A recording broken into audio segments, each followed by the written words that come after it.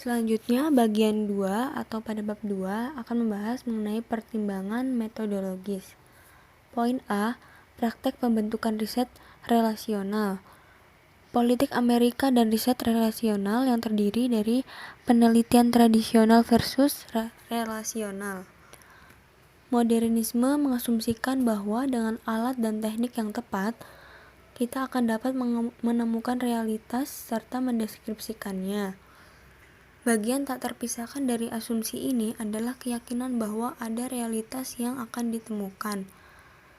Sains dan metode ilmiah berfungsi sebagai landasan pemikiran modernis, dan dengan demikian, keyakinan bahwa penelitian harus mengikuti metode ilmiah yang diterima tetap menjadi ciri khas modernisme.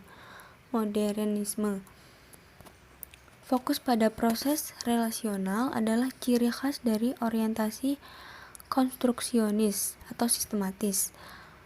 Fokus ini menunjukkan pergeseran dari memeriksa entitas, apakah mereka individu, kelompok, organisasi, atau materi fisik, untuk menghadiri apa yang kita sebut sebagai bahasa atau proses bahasa. Bagi para konstruksionis, bahasa bukanlah sekedar alat atau kendaraan yang digunakan untuk mengirimkan atau bertukar informasi realitas. Sebaliknya, bahasa dipandang sebagai konstruksi realitas. Apa yang kita lakukan bersama sebenarnya membuat dunia sosial kita.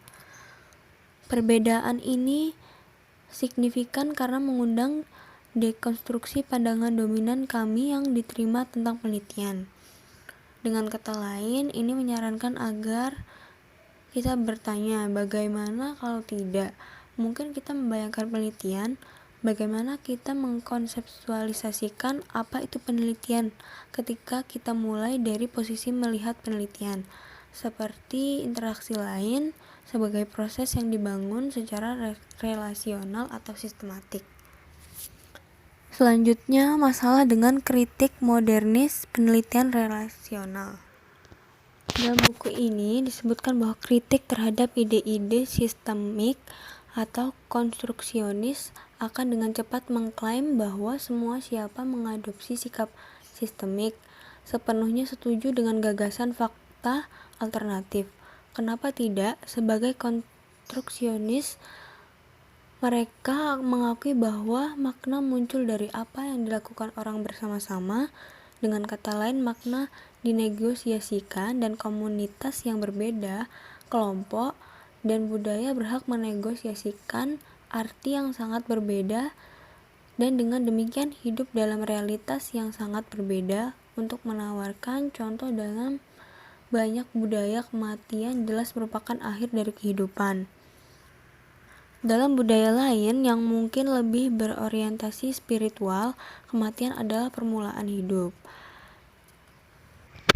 Selanjutnya, asumsi filosofis dari sikap sistemik atau konstruksionis.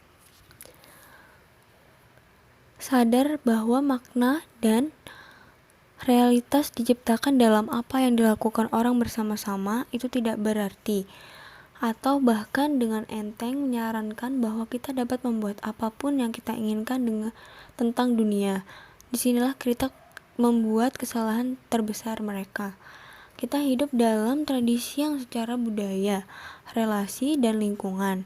Dalam tradisi itu, atau interpretatif komunitas seperti yang disebutkan oleh Wittgenstein, ada bentuk praktik yang mapan, makna yang mapan, dan harapan.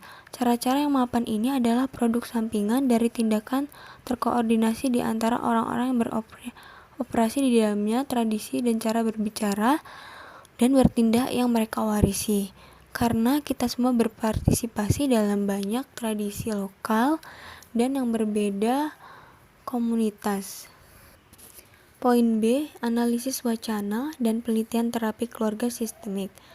Kontribusi metodologis psikologi diskursif. Pertama, psikologi diskursif dan terapi keluarga sistemik, yang terdiri dari analisis wacana dan psikologi diskursif, kemudian psikologi diskursif, psikologi informasi, psikologi diskursif, dan penelitian terapi keluarga sistemik. Kedua, psikologi diskursif kontribusi metodologis untuk terapi keluarga sistemik penelitian. Yang terakhir, argumentasi dan retorika pragmatik wacana psikoterapi. Poin C, dari penelitian tentang praktek dialogis ke penelitian dialogis. Terbuka dialog didasarkan pada analisis ilmiah berkelanjutan yang terdiri dari pendekatan psikiatri, studi tentang sistem psikiatri Lapland Barat, dan studi tentang dialogisme. Poin D, penelitian praktisi sistemik, beberapa epistemologis, pertimbangan, dan contoh. Yang terdiri dari yang pertama, riset sistemik, atau apa yang membuat riset sistemik. Yang kedua, praktik sistemik sebagai epistemologi terapan atau dipraktikkan. Dan yang ketiga, sistemik riset praktisi. Poin selanjutnya yaitu studi wawancara di bidang prokreasi berbantuan medis, yang terdiri dari studi novel autobiografi, studi wawancara di bidang duka, kerahasiaan keluarga dan pengungkapan selektif, terapis keluarga, dan menuju masa depan. Selanjutnya, kerahasiaan keluarga, tantangan bagi peneliti, yang terdiri dari studi kasus klinis, autoetnografi, studi film dokumenter autoetnografikal.